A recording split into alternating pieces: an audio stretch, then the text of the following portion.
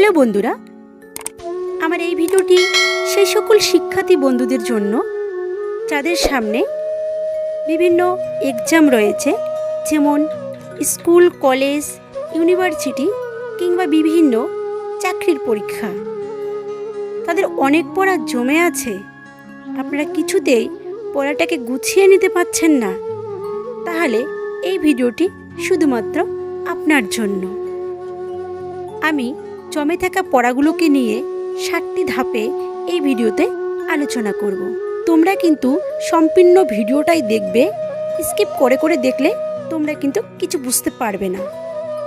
Number 1, তুমি স্বীকার করে নাও তোমার অনেক পড়া জমে আছে, সেটা তোমাকেই ঠিক করতে হবে। তুমি যে কোনো পরীক্ষার্থী হও না কেন, তুমি মেনে নাও তোমার ভুল হয়েছে। তুমি যখন নিজের ভুলটা স্বীকার করতে পারবে, এই ভুলটা তুমি শুধু একা করোনি, এই ভুলটা আমিও করেছি, তোমার আমার সহপাঠী বন্ধুরা কিংবা বন্ধুবান্ধবরাও করেছে, তার সাথে আরও অনেকে করেছে। তখন তুমি মনে অনেক সাহস পাবে, আর এর সমাধানটা ঠিক তোমাকেই করতে হবে।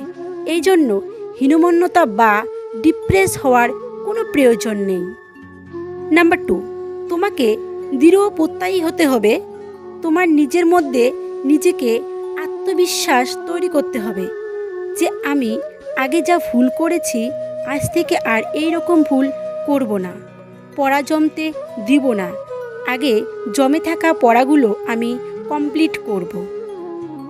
এ থেকে এই পৃথিবীতে যা কিছু সৃষ্টি হয়েছে তা কোনো না কোনো সমস্যা থেকে সৃষ্টি হয়েছে, তারপরে কিন্তু সমাধান করতেও পেরেছে। আর নতুন নতুন জিনিস সৃষ্টি বা আবিষ্কার করে সভ্যতার যে চেহারাটা পাল্টে দিয়েছে। তাহলে তুমি কেন পারবে না? তুমি ঠিক সময় দাও, তাহলে তুমিও পারবে তোমার জমে থাকা পড়াগুলো শেষ করতে। নাম্বার 3, আজ থেকে এই মুহূর্ত থেকে তুমি মেনে নাও তুমি নতুন কোনো পড়া জমতে দিবে না। সে স্কুল হোক কিংবা কলেজ হোক কিংবা ইউনিভার্সিটি হোক বা যে কোনো জবের জন্য বা কোচিং হোক, রোজকার পড়া রোজ শেষ করবে। আর যদি সেটা না করো, তাহলে আবার পড়া জমে যাবে, তুমি পিছিয়ে পড়বে, তোমার বন্ধুরা এগিয়ে যাবে, তোমার পড়াগুলো জগা খিচুড়ি হয়ে যাবে। তখন তুমি আবার হতাশ হয়ে পড়বে, তুমি বুঝতেই পারবে না তোমার কি করা উচিত। তাই সুতরাং পড়া জমতে দেওয়া যাবে না। এই ভিডিওটা দেখার পর তোমার মনে হবে এত জমে থাকা পড়া কি সম্ভব হবে শেষ করা? হ্যাঁ বন্ধুরা, তুমি চাইলেই সম্ভব হবে। ভয়কে ভয় করলে চলবে না, ভয়কে একমাত্র তুমি জয় করতে পারবে। এরপর তোমার কাজ হলো জমে থাকা পড়াগুলোকে শনাক্ত করা এবং তাদের একটা লিস্ট তৈরি করা এবং লিস্ট অনুযায়ী পড়তে শুরু করা। আর তুমি যদি একবার ভয়টাকে কাটিয়ে উঠতে পারো, তাহলে তোমার জমে থাকা পড়াগুলোকে ঝালমুড়ি বানিয়ে খেয়ে ফেলতে পারবে। নাম্বার 5, এরপর তোমাকে যেটা করতে হবে, তোমার যতগুলি পড়া জমে আছে সেগুলিকে একটা লিসেন প্ল্যান তৈরি করা এবং সেই প্ল্যান অনুযায়ী প্রত্যেকটি সাবজেক্টকে সঠিক সময় দেওয়া এবং পড়াটা শুরু করা।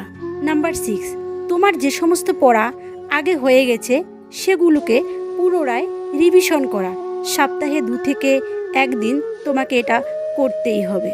7, সর্বশেষ পর্যায় হলো এই ভিডিওর কথাগুলি যদি তুমি সঠিকভাবে মেনে চলো, তাহলে তোমার আর কোনো রকম পড়া জমে থাকবে না, কোনো রকম টেনশন হবে না, সঠিকভাবে বই কমপ্লিট হবে এবং তুমি পরীক্ষায় বসতে সক্ষম হবে। প্রিয় শিক্ষার্থী বন্ধুরা, আমার এই সংকীর্ণ কথাগুলি যদি তোমার লাইফে বা তোমার পড়াশোনার লাইফে কোনো রকম কাজে আসে, তাহলে এই ভিডিওটি সম্পূর্ণ দেখবে এবং তোমার সহপাঠী বিন্দুদের সাথে শেয়ার করবে, আর লাইক, কমেন্ট, সাবস্ক্রাইব করবে, পাশে থাকা বেল বাটনটা অন করবে।